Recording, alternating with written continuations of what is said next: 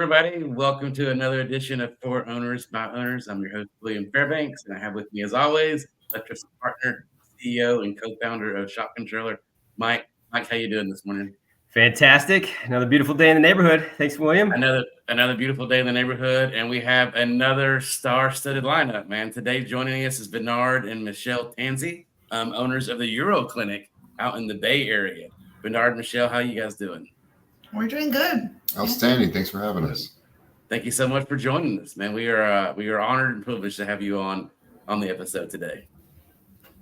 So we want to get right into the origin story. Michelle, we were lucky enough to spend a little bit of time with you, picking on that Giants hat on our last call, and you guys have an amazing story. Being in the Bay Area, and we love it, and we're excited about it. We're looking to share it with the audience. So maybe help us understand how y'all got started again. I'll let you take this one. You like taking this Okay. one. I was basically a technician by trade, went to tech school, worked at a number of dealerships in my area. One of those dealerships is where I actually met Michelle. As you can imagine, one thing led to another, and we're married today. One of the things that she had pointed out is you're kind of plateauing in your field. You're maxing out everywhere you go. There's really nothing else for you to do. Why don't you open up your own shop? I'm like, no, that's crazy talk. That takes too much money, and it's just, it's not as easy as you think. And it's almost like, imagine if I'm saying these things, talking, and within a 5-minute span, she already had a fictitious name statement and a business plan, and it cost us $75. And she's like, well, here you go, get started. And I was like, whoa, wait, what just happened? Yeah. So I was like, all right, well, let's give this a shot. And, I had a pretty good following of customers, and they followed us. We had a great start, and she saw that, hey, there actually is something here. So she kind of took the reins. I'm a great technician, probably not the best business owner, but she was able to handle those reins and really take this to what it is now. That's awesome. Nice. I love that. Maybe talk a little bit more of, how it actually came to be. I mean, that sounds so fairy tale-ish, right? Like, hey, let's start this business. Yeah. And now I'm not going to say it was easy. I'm not saying it was easy, but I guess I had a little bit of a help. I had a friend that was doing something similar to me, and he had a very small 2-car garage on a main drag. And he says, well, hey, if you want, I'll give you keys to it, and you can rent it, nights and weekends.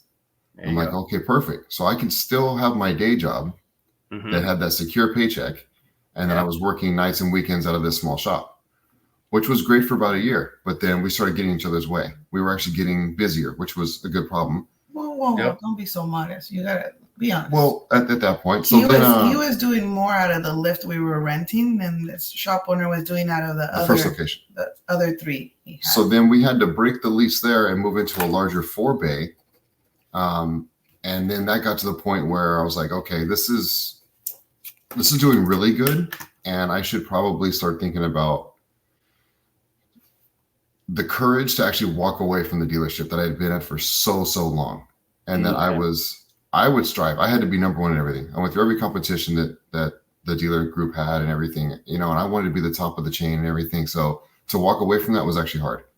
Yeah. But once I did, and then I was doing it all day, I was like, wait a minute, this is actually doable. This is actually working out really well. And like I said, Michelle stepped in and she says, well, hang on, if you're doing this by yourself and this is our only income, we got to make sure it's good income. We got bills, we got activities we like to do. So she says, we got to be able to afford our lifestyle. So she was still working. And one of my friends at the time, he was getting ready to buy a body shop here in Santa Clara because he moved his body shop from San Jose years. And I'm talking about like over 20 years that he had been in San Jose. And he was getting ready to buy this commercial building in Santa Clara. So we're actually right behind Levi Stadium, where the 49ers play.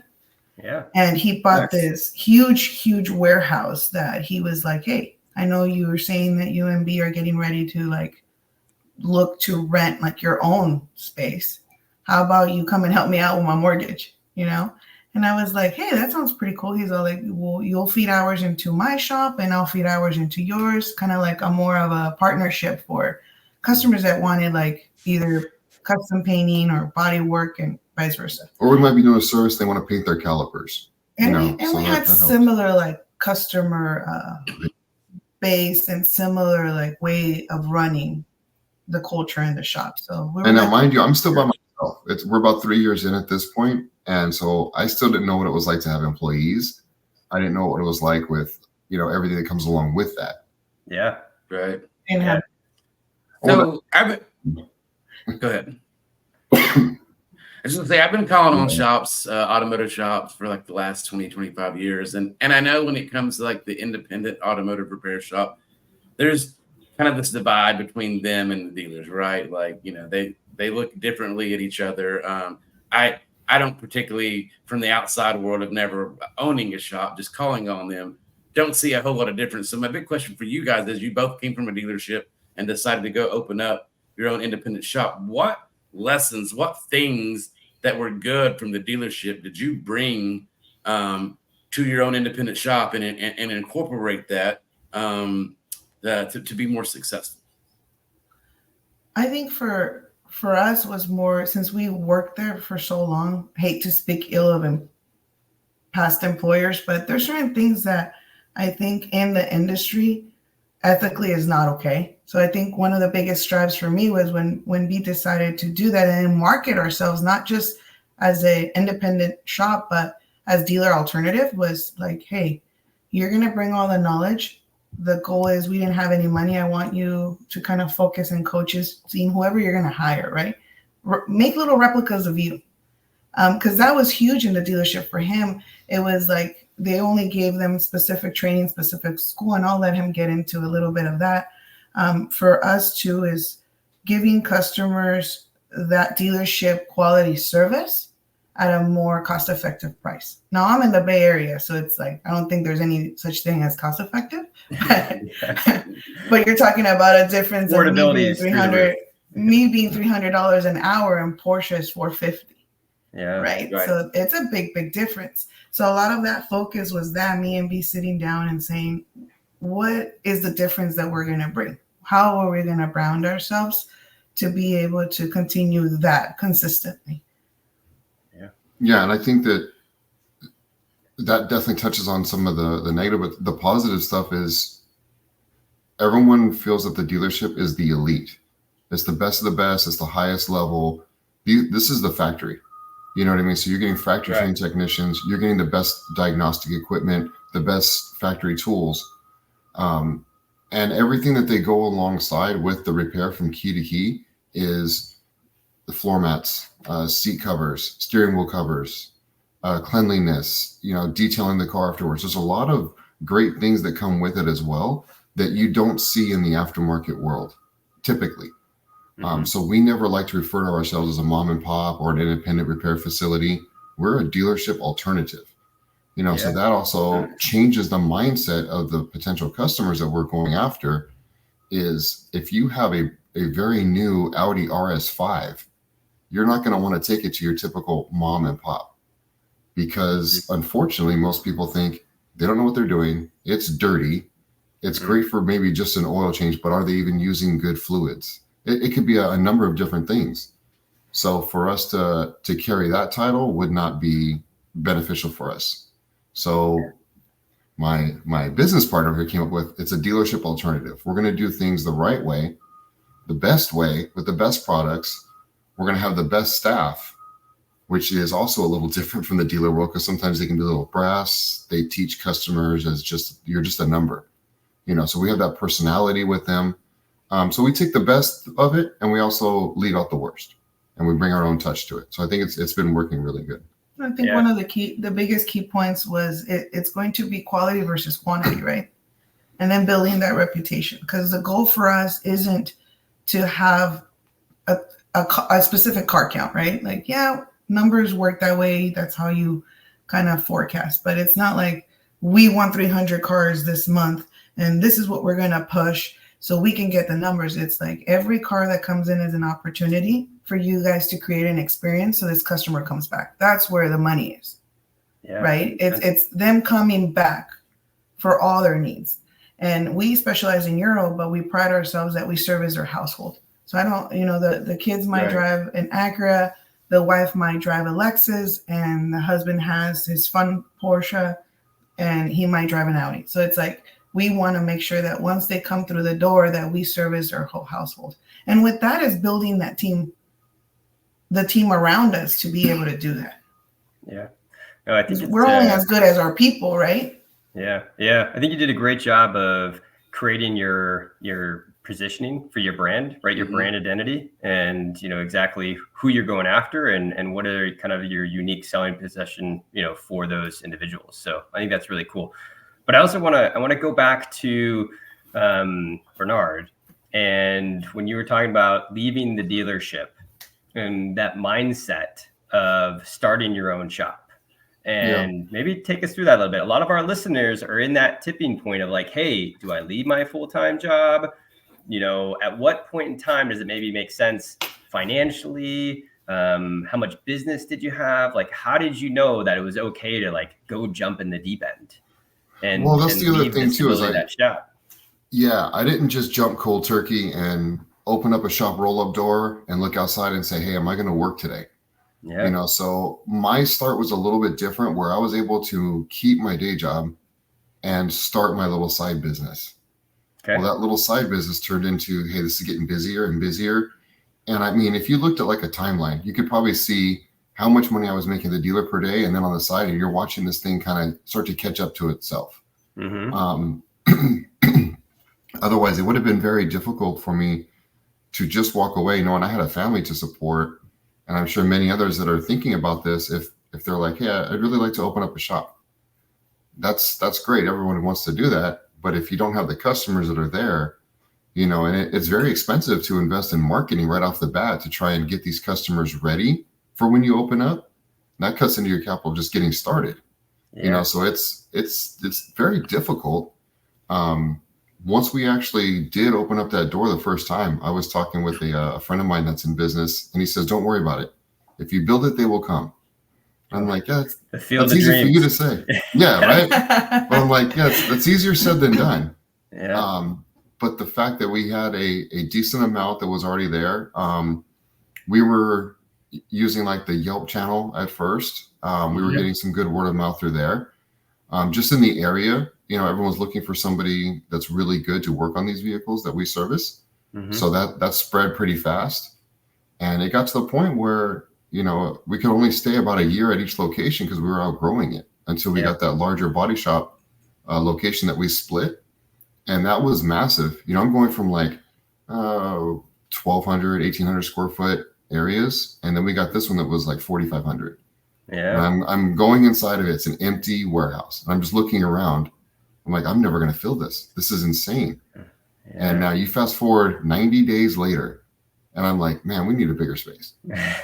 I mean, as soon as you get in there, what's the first thing you want to do? Let's put some lifts in. Now you're like, okay, this place isn't that big anymore. You put 3 or 4 cars in there and a couple benches and a toolbox. You're like, this is nice and organized, but man, if I could blow out that back wall and add some more, and you're like, okay, you need to slow down. And that was like the most expensive check I think we've ever written. You took a picture of it. We bought 2 lifts and like our hand was like shaking. I gave it to my guy and he's like tugging on it. I'm tugging back and he's tugging on it and we're looking at each other. He's like, do you want this or not? I'm like, oh yeah, sorry. That's a lot of money. Yeah. So Michelle, did you keep your day job too? And we're also running the business and so, okay. One of the, and I bring that up because we've done several of these videos now. One of the most, recurring themes from, people like you who have decided to go from, working for somebody to working on your own is what are you willing to sacrifice to make that happen? And for me, it sounds like for you guys, you worked all day at your normal day job and then went and turned the lights on in your up and coming new business at night. So kind of talk about that sacrifice of time and what things you had to be willing to give up in order to get that business going and get that phenomenal growth that you all had. I think I'll talk about it as like the wife standpoint too, because we have a lot of partners. There's a lot of partnerships that is husband or wife. Sometimes it's the husband owns the shop, but the wife is kind of like just as accounting, and she's really not a business owner. For me, the mindset was always that I went in it telling B, if we're going to cash out, because I cashed out my pension and I lost like 40%. B cashed out his 401k. We had a couple savings. He had minimum cash flow that we had no idea if it was enough or not. You know, we were talking about, he was doing this on the side. We subscribed ourselves to like Ratchet Ranch and let's read what people are doing. And it's a different dynamic, I think, because me and him were, if we're going to do this, we're going to do this. Nobody's going to complain. I was doing the single mom stuff, right? I was going to work, coming home, homework, activities, and I knew he was going to go from the dealer straight to the shop. And at times, me and Alexis, my daughter, we would have dinner and bring him dinner so we could see him. And then weekends, he was non-existent. He was working. So I think it was that agreement that helped a lot, that I wasn't going to be giving them crap for like, hey, you're working, because we knew what the ultimate goal was at the end of the day, right? Creating that sacrifice that I was going to handle the household and you go worry and focus on that. And let's see what comes out of it. And I used to tell him the worst thing that could happen is that, you know, this sucks and it burns and you can walk into any dealership and get a job. He's a master Volkswagen Audi technician. Like he can walk into the dealership now and get a job. Like we have dealerships in our area that sends work because there's nobody certified on Phaetons or anything like that. He's the only guy certified in our area. So that was a massive like success moment for us when the dealer is sending work. Yeah. And he's well known. Like his technician friends are now service managers at dealerships. Yeah, that's great. Now, when you were, you know, William was talking about sacrifice and, you know, all the sacrifice that you guys had to do as a family. Did you have that North Star vision? So when you had those tough days, I mean, I think owners, you know, we all have it, right? We all have those days, you know, I personally have had those days where it's like, hey, I got to go talk to some other owners because I need to have some therapy, you know, you know, so yeah, I mean, you have those conversations. You have those moments where it's like, I think you struggled a little bit with more. I think it would be a totally different story if you ask me or ask her, because she probably saw what the potential is and what she thought we could gain out of being business owners and creating something spectacular like that. Mm-hmm. Whereas I think when I started, I'm from the outside looking in. I'm like, okay, well, now that I have my own shop and I'm out of the dealership, I'm working 7 a.m. to 7 p.m. At least it's on my own stuff. But I'm like, this is life. This is what it's going to be like for the next 30 years. Mm-hmm. And I'm just going to get used to it. Okay. You know, not knowing that I'm going to have employees and Monday through Thursday, I'm going to be on a beach somewhere checking in with my staff remotely, having that ability to do that. You know, I never even fathomed that could even be an idea. Yeah. It was, and I mean, and to listeners, it's not like it went like that overnight. No, of course not. But I never even knew that could be a potential. Yeah. You weren't thinking about that going in, right? That wasn't the motivation for you. You're probably like, hey, I just gotta put food on the plate for my family. Like exactly. I gotta make this successful. You weren't thinking about grind it out. Yep. Yeah. Grind it out. Be there all day, all night if I have to. Get all the car, you know, and then little by little. When the body shop had finally moved into their location, we split the building and she was still working for the body shop at that time. Mm-hmm. So there were times we finally got an employee. So I had another technician now. Now I'm having to train him and now I'm getting more work done. I'm like, oh, wow, we're seeing the numbers climb. But then I go up to her sometimes and I'm like, I go in her office, I kind of lean down on one knee. I'm like, hey, what's employee tax? She's like, oh, Jesus, you know, and so it's one thing after another that after a couple months, she talked with the owner of the body shop and she's like, hey, you know what? I don't think that I can be here for you as much as I can be. I need to be there for my husband, which is 27 feet away. Mm-hmm. And he said, well, can you still help us out with this, this, and this? You take his office on that side of the shop, run his business, but you can still help me with mine. And she did that for a while. So now she's kind of doing what I did. Yeah. but simultaneously. You know, so I never really told her this, but I felt like I had that safety cushion now. You know, I'm like, okay, my wife's here. She's helping. It doesn't matter. Everything's going to be okay. Because I knew for a fact she would not let me fail.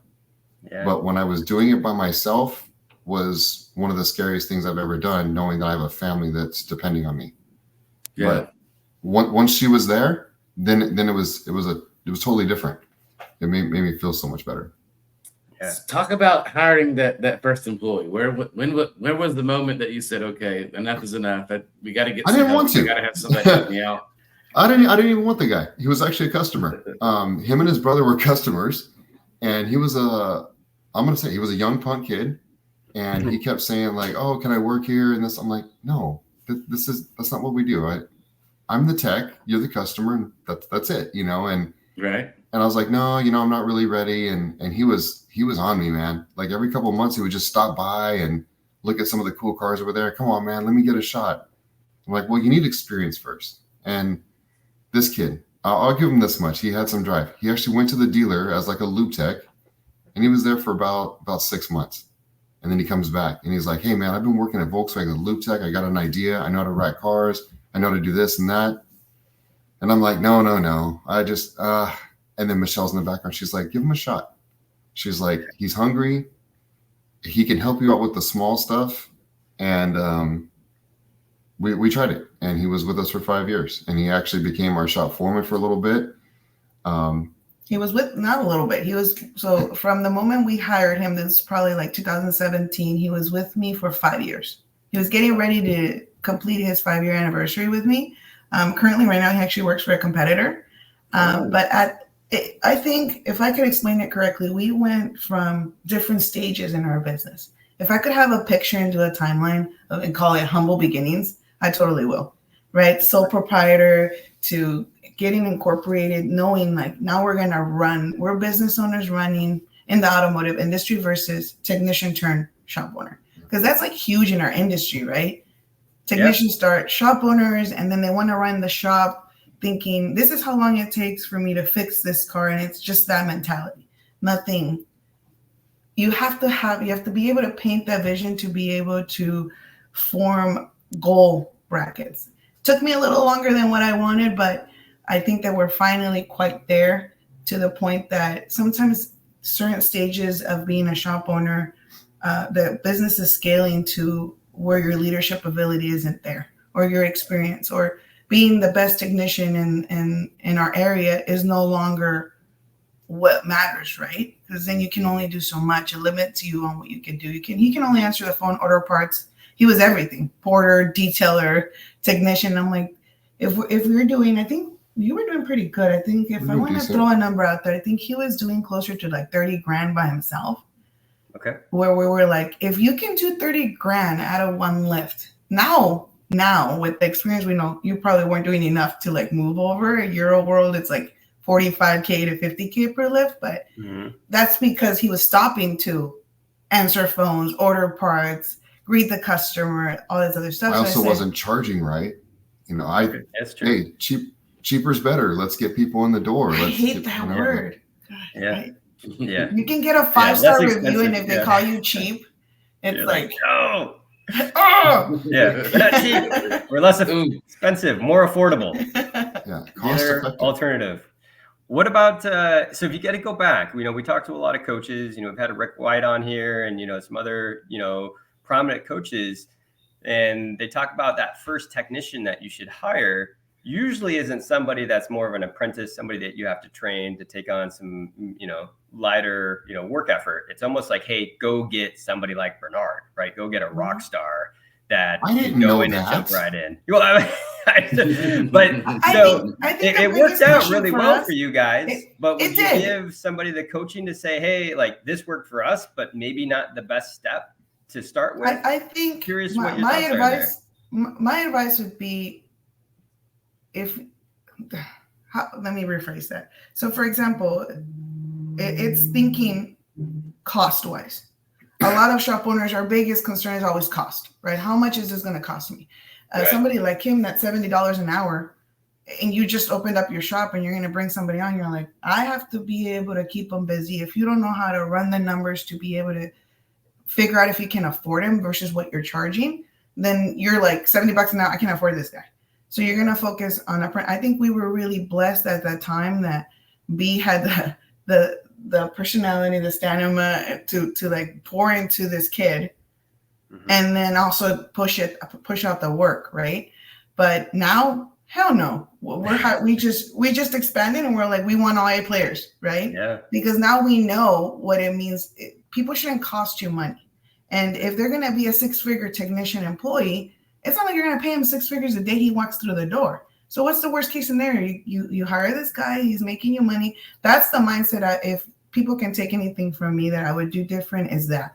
Don't worry so much about the cost. If you have the training module in place and you know what you need out of that employee, these guys should never cost money. And I think one of my biggest takeaways from being a business owner is that we shifted into becoming more of an employee-focused type of company, and they would take care of the customer, right? Let's take care of our people, give them the training that they need, pay them correctly to be able to live here in Silicon Valley, because $150K is considered low income here. You know, they got to be able to afford that, give that quality service, and they will take care of our people. It's also the environment that they're working into. If you want to have that A player, that $50 to $80 an hour technician that's going to crank for you and be 130% efficient, you got to give them the correct tools and the location. You're not going to do that if you have grease on the floor, transmissions laying everywhere, shop tools that are broken. You guys don't have uniforms. You guys hand out T-shirts and they wear their own jeans to work. You know, you got to look the part. You got to be the part if you want to attract that level of candidate. Because these guys, if you're looking for that, they're coming from a place where they probably have tile floor at the dealer or epoxy floors and everything's painted, stainless steel benches everywhere. They want that elite. They want to feel good about what they're doing, not like they're working in a pig pen. So that's also big too.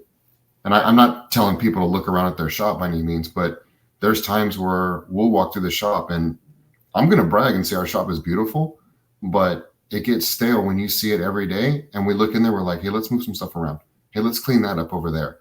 Yeah. It probably isn't necessary, but it also shows everyone that we care, and that makes them want to care as well.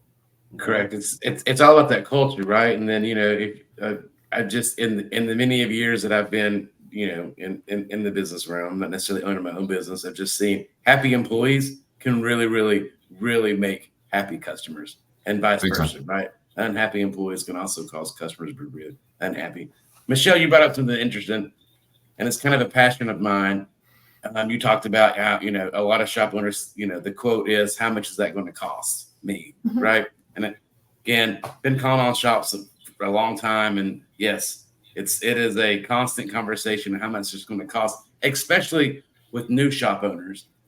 Just want to kind of talk, since you brought that up, not just about employees, but other investments in software, in tools and equipment, in a building, you know, and advertisement, and just, I have a philosophy, and I just kind of want to throw that out there for you guys, see if you agree, disagree. You know, there are some just fixed costs of doing business, right? There are just some things as a business owner, as running a business, you have to spend money on that you may not ever be able to draw that line of, okay, I spent this amount of money and it got me this. But for the most part, when it comes to employees, when it comes to your building, when it comes to your lifts and equipment and all that, it should never be a cost, right? It should be, how much am I going to invest? And then what do I need to do to recoup my investment plus something, right? And I think shop owners are always looking for the people that are selling them things to come up with that. And I think it's a lot of that relies on the shop owner to figure out, you know, that you have a need and you need to do this, and you're going to have to spend money to get it. But how do you use that? How do you use that A technician? How do you use that new land or that new building, right? Or that new alignment machine to recoup your investment and to make more money on it, right? Is that and new shop owners, we don't know that. Like, I know that now. So what we did was, we were really blessed. I'm a people's person, and we had been going to Ratchet Wrench conferences since we became shop owners, even when BB was sole proprietor. We met we were at a Tech Metric like happy hour kind of event, and we had the pleasure to meet the Ortiz family, which Jonathan Ortiz, they own Foreign Affairs in West Palm Beach. And he's also a coach. I was having drinks with his mom, and they were the co-founders of that family business. And she was like, oh, you know, we're going exchanging stories. And she's like, you guys are so young and you guys should meet Jonathan. So she kind of introduced us. And Jonathan, it was actually is currently a coach for ShopFix. And we were already kind of considering joining coaching groups just because, you become friends with other successful shop owners and you see them talking at these conferences or doing breakout sessions. And you're like, how do I become that? Right. And I think one of my biggest things is putting ego aside and knowing we don't know everything, especially technicians turn shop owners. Just because you're a fantastic technician doesn't mean that you're going to know how to run a shop. Running a shop requires so much more than just fixing the car. Right. So we joined a coaching group, and I think that was like the best thing I think that we ever did. I interviewed with a bunch of coaching groups. One of my biggest takeaways from picking I'm with ShopFix Academy was that they focus on fixing the owner so you can fix the shop. Yeah. Right. It wasn't like somebody came into my shop and digested it and told me you're going to do A, Y, and Z and you're going to make this much money. It was more like, it was funny because when they asked me, they're like, tell me a little bit about you. And I'm like talking about my shop. They're like, no, tell me about you. What is your goal? Because just in my friends, we all have different goals, right? Some don't want to grow the shop. They want to get it to a specific net so that they could live their own life, right? And then you have our ambitious people that want to do multiple at MSL. So it just depends on what you want to do with your shop. What is the goal for you? Is this personal income for yourself, or are you trying to be multi-shop? And then focus on that. And then education is key. Because if I can't stress it enough, you can't decide, can I invest in an alignment rack that's going to be like $90K just because you want to do alignments? And a lot of it, we used to just throw stuff out there. I need 2 lifts. Okay, we have 20K. Let's write the check. Well, why do you think you need 2 lifts, right? So it's that understanding that if you spend 20K, how long is it going to take for you to see return in that investment? And I didn't know that. Like, did you know that? No, it just looks cool when they have full lifts. Yeah, it makes us look like a bigger shop, like a bigger business. That's right. We need those toys. You need those tools. Yeah. And you're never going to stop doing that. So if for any new shop owners that are on here that are like, I left the dealer, I left another independent shop that I worked to start my own shop. It's first thing, I wish I would have done that. Like Jonah coaching group right off the bat. And I'm not going to sell you on any, or even find a mentor that could teach you how to run those numbers. Because if you don't understand your numbers, you really don't know the health of your business. Even us now we expanded and relocated. We went from 4 lifts to 7. We needed to know how forecast that. When are we going to be able to maximize it? Because we moved and we weren't maximizing the 4 lifts because my guys are quick. Right. But not everybody is blessed for that. So it's understanding, right? And it's always the fear. We still ask ourselves and we have to check ourselves, right? Because we just hired a GM. And that's why I'm here and I'm able to do this kind of stuff. This guy is expensive. He took my job. So a lot of it, for me, my concerns were cost. Worth it. Right? Worth it. And I'm talking to my coach and I'm telling him, dude, I think I found my who. Like, this is the who, right? I read a lot. Like, we focus a lot on reading. And I was like, started asking ourselves better questions. Like, don't ask ourselves, how can we get these guys to do this? It's like, who do we have to hire to do this, right?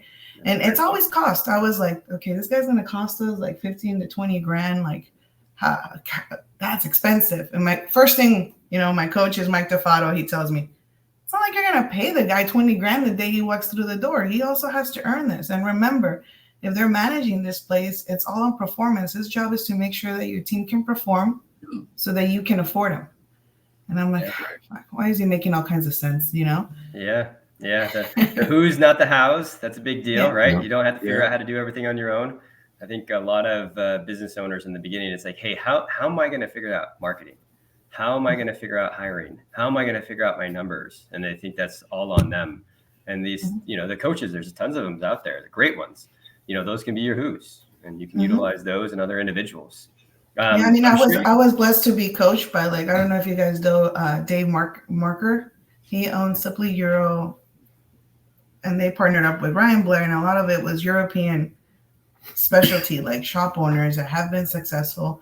And we share war stories. We always talk about we should share war stories, because it's right now we're in that dilemma too. It's not like now that I have a 7-bay shop and we're doing closer to 200K and we're netting 30%, like we're still in midst of growth. Now things change, right? Different stages.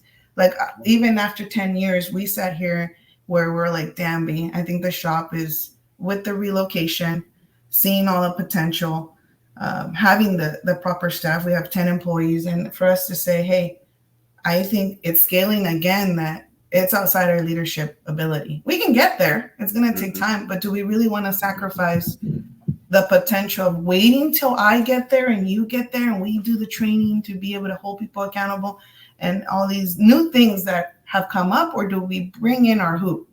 Yeah. Who do we need to hire to be able to do this, right? So, yeah, I mean, he's been at it now 3 months and he's rocking and rolling. The team loves him. And it's not all fairy tale either. There has been a lot of trial and error. Yeah. between 10 years is a long time to get to that point, right? That didn't happen overnight, to your point. And well, between employees and also, like operating systems, like what we use for our repair order software. We went through 3 different ones before we finally found what actually works for us. So I would say you touched on that earlier about not being sold on something. I would say don't get sold on something just because that person at this booth at a conference is a great salesman. Go with what works for you, what works for your systems, what information and data you need out of a tool or out of a system, and see if that's actually going to work with your business. Yeah. I made the mistake right off the bat. I was like, well, I can buy this once. There's no monthly subscription. I told them already. Yeah. We won't mention any company names, but I was just all about it. And then she's like, okay, well, we can't have this set up at another desk. It's only one location. Oh, well, we also can't do this sort of exporting of data that I need, or we can't do this. And I'm like, oh. So the integrations became key. Yeah. Right. So there's a lot on top of it, that I didn't do enough research. I just looked at money wise. I buy it once and I'm done. Well, yeah, but now we got to buy it 4 times in order to scale our business, or we just spend this amount of money per month and, again, cost. See? Yeah. You weren't worried about the quality of the product, or you weren't asking the right questions, right? Is this software going to be convenient and help our technicians be efficient, right? And is it going to provide good customer service for the vehicle? Like invoicing, for the customer, invoicing, can they pay with a link? Can they do all this other stuff? So a lot of it was cost, because cash flow is king, right? And if you have to put out all this money, shop owners, especially if we don't understand how we make that money, you're scared of like paying $400 for a software a month that you're thinking like all it's doing is writing repair orders. Well, I could do that manually, or hey, this other one does it. So it's getting the information and understanding. I think numbers are king. Yeah. Really I also think that Mike talking about that North Star, right, and that vision, and I think everything that you do, even if it's investing in something like software or equipment, how is that going to help us get closer to that North Star, to that vision, right? Is this actually going to help us, or is this just a Band-Aid or a stopgap? And then I think you can get a lot of answers that way by just continuing, that guiding principle of why you're doing this. So, and it might also not be something tangible that you're purchasing, like equipment or software. It could also be the employees that you have. We ended up having to reseat some of our employees. We had the right employees, they just weren't in the right seat, so they weren't performing to their potential. So that was one of the things that one of our coaches said, like, this is not going to go over very well. People don't like that. It's not going to work. You're going to lose some staff. And we came back and we had to try to implement it. And all those employees are now flourishing. They're doing way better than they were. They're happier. The business is better. So, I get to meet this coach in a couple of weeks, and I get to go brag and tell him, like, well, maybe it's the way that, ownership came about it. Maybe it's our team culture. Maybe it's the location, but, we made it work. And B has a way of churching up things where it sounds like, oh, that was so easy. It wasn't easy. No. You know what I mean? We had to sit down and say, like, how do you demote, like, somebody, you put them in a management position and say, like, I don't think this is the right fit for you right now. And then try to keep them and save that 5-year relationship. You can't. You talk to anybody in our industry, they're gonna go like, they're gonna quit because you gave them this that they weren't ready for with no backup. So what I did was, before I brought in this GM, I have 3 senior employees that have been with us for 5 years now. And before I did that, I took everyone individually for lunch and I explained the reason why we were bringing them in. And I asked them, I'm very transparent with that senior team since the beginning, right? They were our money makers, and they know. I say, you guys are like awesome. Like I say, we don't hire average, right? You guys extend that bar, and I want to give you a leader that I'm no longer that leader that can take you even fuller to your potential. How do you guys feel about that? Is the goal still going multi-shop? Because now the lead technician wants to be the foreman, but we have a foreman that has been with us for 5 years. So he knows he's reached, until he leaves or something happens, I cannot become foreman. They're not going to give me a shop. So I said, my goal is to focus on their personal goals too, because I have to be able to fulfill those needs for them. Well, not me, the business, right? So it's pouring that into my senior team and saying, is that still the goal? And I think this is the guy. One that has been with me now 5 years, he basically said, I think that you can do it. I said, no, I know, but it will take time. So I need you guys to buy into this as well. And the employee that we actually demoted, and she is a service advisor, and was a different total approach conversation, right? I told her I had to hold myself accountable for putting her in a position where she was no longer flourishing, but I wanted her to also see, you also didn't come and say, hey, I don't know what I'm doing. Right? Yeah. And I said, I'm giving you somebody that you can learn from, and one day you can manage this place successfully. And she's actually doing more money now than she was with the management stuff. But it's bringing in that who too, right? It's having those difficult conversations that if it comes with experience and understanding that North Star vision, what is the goal, right? Yeah. So we talked a lot about people and some technology. About like processes and procedures. Those are kind of like the 3 pillars of business, people, technology, and process.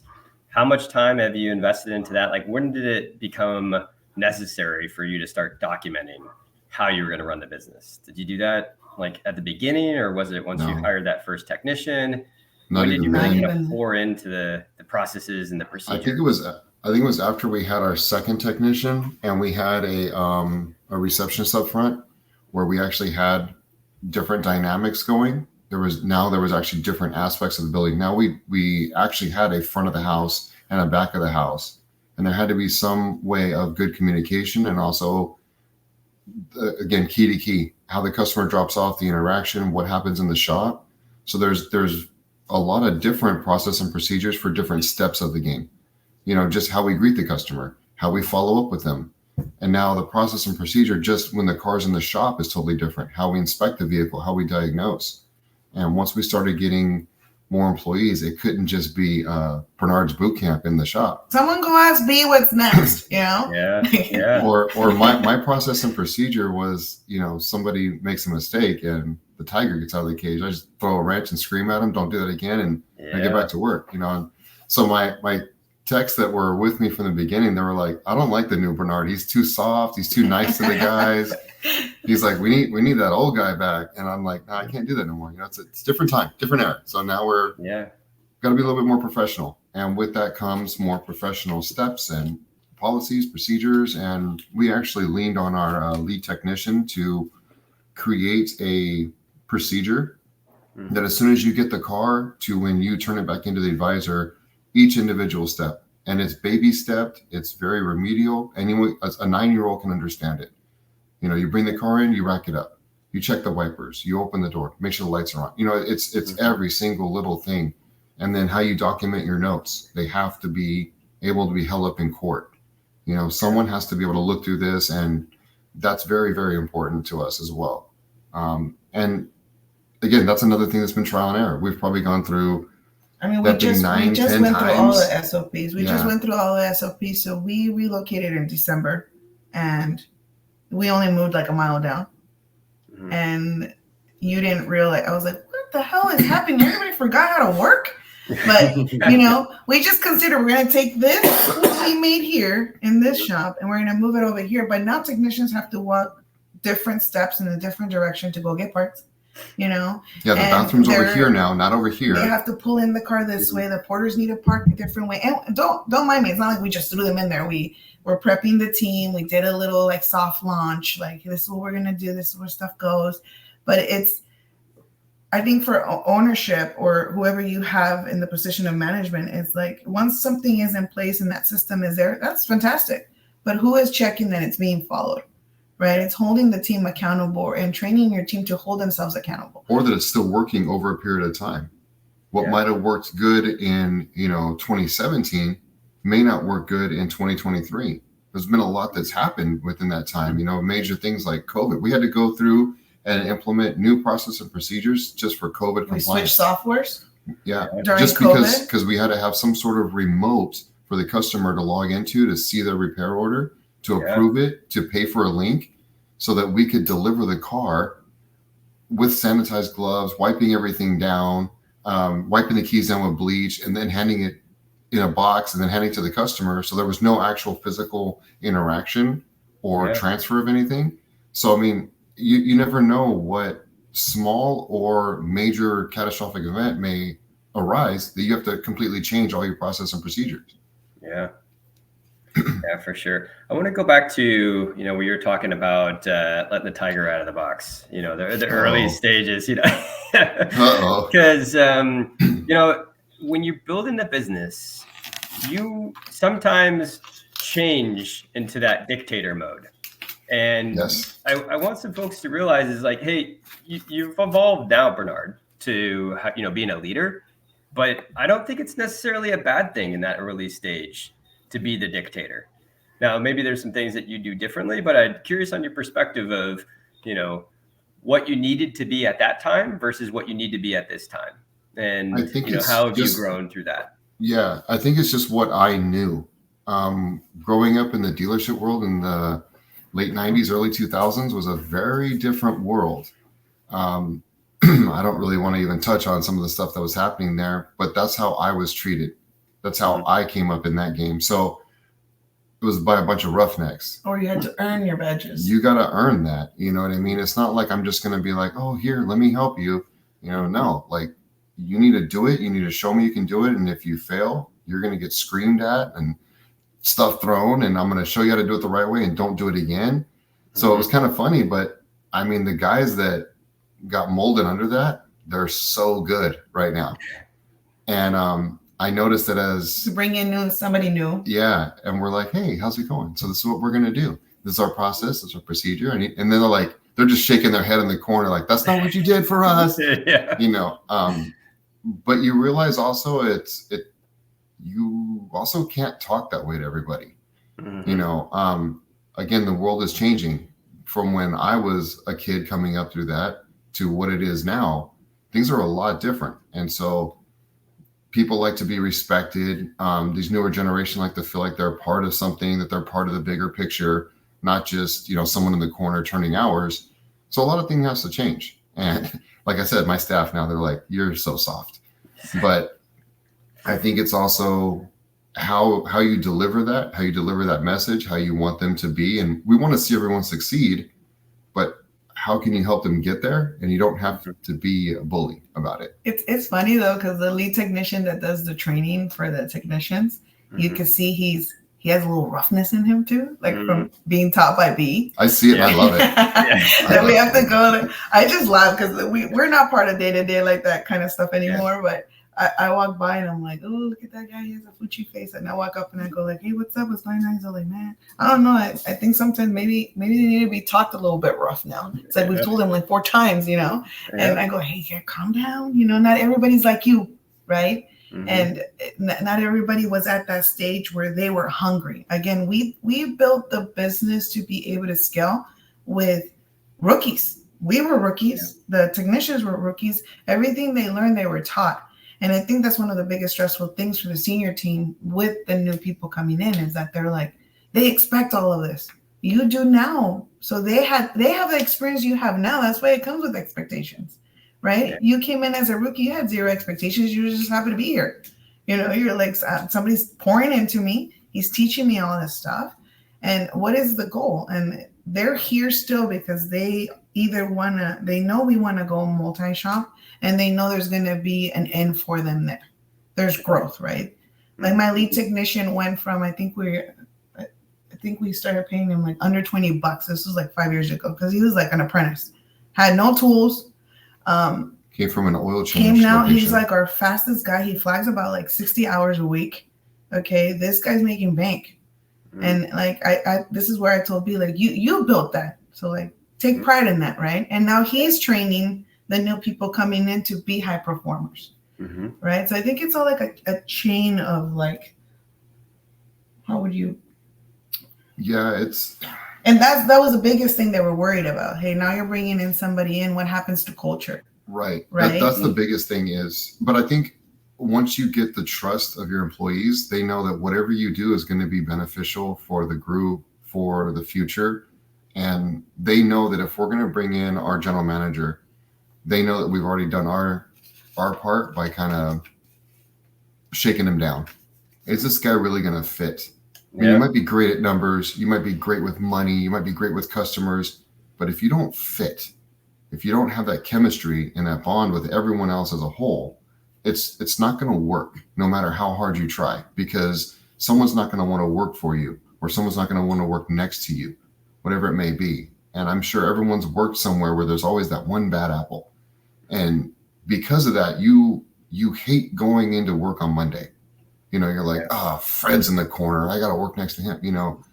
So it's little things like that we've had one issue, but we strive on making sure that everyone has we go through a very intensive interview process to make sure you're going to mold with us.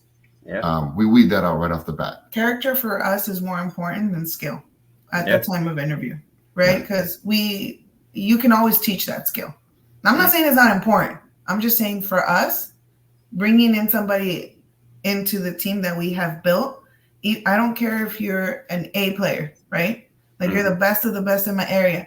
If you can't vibe with the team, you being that good doesn't matter, because you're not gonna be able to bring to the team what the team needs. Yeah, and I would say a mistake that we made is keeping somebody longer than what you should have just because of a certain we had to let someone go, and as soon as we did, the entire shop, you just saw their shoulders raised, like, thank you. And we're like, we didn't know how bad it was, or that it was actually causing that big of a like icky situation, you know, because everyone seemed to get along. Everyone they were cranking hours. It didn't seem like that big of a deal until it was out of the equation. Then you realize how big of a deal it actually was. Yeah. So I would say communicate with your team real well. If your team is open and they'll tell you like, hey, you know what, this is a problem, this is it. It's great to get that feedback. You may not be able to fix every single concern, but at least be aware of what's going on. And sometimes she's really good about, she pretends. So she'll be in the shop and everyone thinks that she's just hanging out, talking to the parts manager, leaning on the counter. But if you watch her the whole time, she's leaned back and she's looking at the shop as a whole. Yeah. And she's watching how when that one guy is leaving his stall to go to parts and he's crisscrossing another gentleman that's walking to the bathroom, do they look like they want to trip each other? Do they look like they want to stare him down? Or do they high five each other on the way? And they're kind of like communicating about the weekend real quick, and then they split their ways. You know, it's little things like that just to kind of make sure that everything is still running smooth. If they like each other, they will do for each other. For example, when we, like any shop owner, right? If there's a bad apple, you're like, can I afford to lose him? We need to turn hours, like, or sorry, we need them to answer the phone. We need the car count. But I think we were asking the wrong question, right? We were asking, how can I do this? Can we afford to get rid of him before we fill his position? How bad is the situation? Well, the situation was pretty bad. And when we let him go, we addressed the team, and then we said, this is what's going to happen. We're going to need everybody to step up a little bit more until we fill that position. Because me and B decided it's going to create a cancer throughout the shop. Things are getting pretty bad. You know, I started noticing people's behavior. People had a funk. You know, it wasn't like the case of the Mondays. It was like the case of the Mondays every day. Right. Yeah, right. And when we pulled him, that's when I pride myself on that kind of stuff. Right. The way they receive messages coming from me, like, we let him go. We need you guys to step up. And my team worked for me. Right. That's what I think any shop owner that has a small operation with a vision is making sure that the team has somebody they're working for. You're their who, right? You're Yeah. finding who's, but you're also their who. When I said that, everybody stepped up. It's like they were trying to crank as much, answering phones. I went in doing all of this stuff, but because they understood, she noticed, she got us. Now we got to do for her what they fix, right? Bringing the general manager to, I said, you guys know how important you guys are to me. And my employees were my main focus, right? I want a leader for them, not somebody that's going to delegate and manage them. Because I want somebody to coach them. And when I told him, like, you guys, I hope that you guys know I didn't make this decision lightly. Like, I'm giving him my job. Yeah. So that's how big it means to me. Just by saying that, they all three of them, my senior staff, looked at me and says, "Hey, we're with you. Let's rock and roll." Yeah.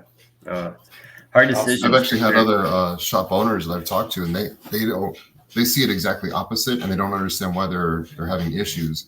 They just say, like, I just need heartbeats and seats.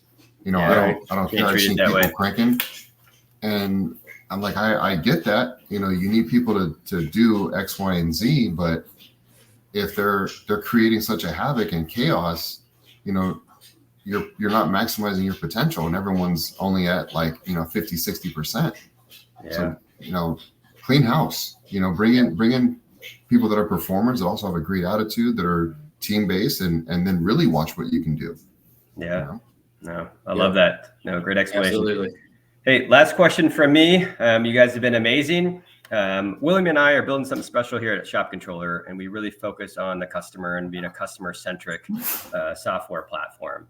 And being a customer-centric software platform, we're taking a hospitality approach to business and really making sure that experience that we provide to our customers is best in class from the first interaction to the end. And I know you guys have just made amazing improvements over time.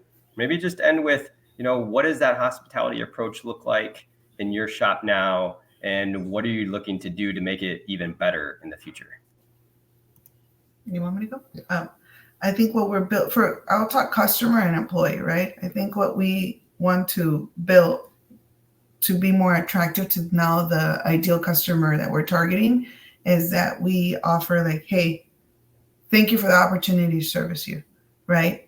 Like, constantly thanking them for the opportunity of coming in, creating that type of environment in the area. Like, we're 75% of our clientele is probably female, and they're all in tech or professional women, making sure that they feel comfortable. The staff is not using, like, when you go to the doctor and they talk to you about, like, you have plantar fasciitis, like, what the hell is that? You know, because that's what it means. I'm not trying to educate them too much, but being very transparent on what they need and then prioritizing. It's not like your car needs $10,000, ma'am. Yeah, well, it might need it, but what are your goals? Just like I looked at my employees as to what are your goals, what do we need to get there, is every customer is the same. There could be a 2010 Volkswagen GTI. We can have two, but those needs are different. So it's not just looking at the vehicle and what it needs. It's also looking at what are the customer needs for that specific vehicle. Yeah. For us to be able to make sure that they're comfortable coming back, that they tell their friends and families that, hey, go here, they're trustworthy. I don't know what the hell my car needs, but they always take care of me. And I feel like my car needs are being met and they take care of me as well. With the employees, the same way. I think when I tell them, I meet with them quarterly, and I always ask, what are your personal goals? And I focus on that because I want to make sure that their professional goals align with what they want to do in their life. Just because, and even it's okay if you tell me, like, I don't want to be here forever. That's great. Kick ass while you're here, and I'll make sure that you can get to the other goal that you need. It's not being selfish with teaching and knowledge. The biggest goal for me that separates us from different employers is I want to make sure that whatever time they spend with me, when they go somewhere out into the world or to another job, they could say, like, I learned that there. They taught me something, either a life skill or a professional skill that can help them excel. Awesome. And I would say, kind of funny, but remodel the bathroom. Yeah, there you go. Remodel the bathroom. If you have a blind eye, have a friend go and walk through your shop. Have them walk through the lobby as a potential customer. Have them go in the bathroom. Have them look in the shop and take that feedback, because that's what a customer is going to do when they walk in the lobby and There's no snacks. There's no drinks. The coffee pot's overrunning. You go in the bathroom. There's toilet paper on the floor. The toilet seat's busted. The floor's lifting. It smells. Stuff like that. I mean, spend a little bit and jazz that area up and show the customer how much you care, because they're going to know if you care this much, you're going to care even more about my car. And that's going to be big, especially if you're trying to attract those kind of customers coming from the dealership world or high-end status. They're going to want to make sure that they're taken care of to that level. Yeah. Oh, I love that. Hey, this has been awesome. Thank you very much. Great. We just loved having you. And let's close this out and hold on one quick second.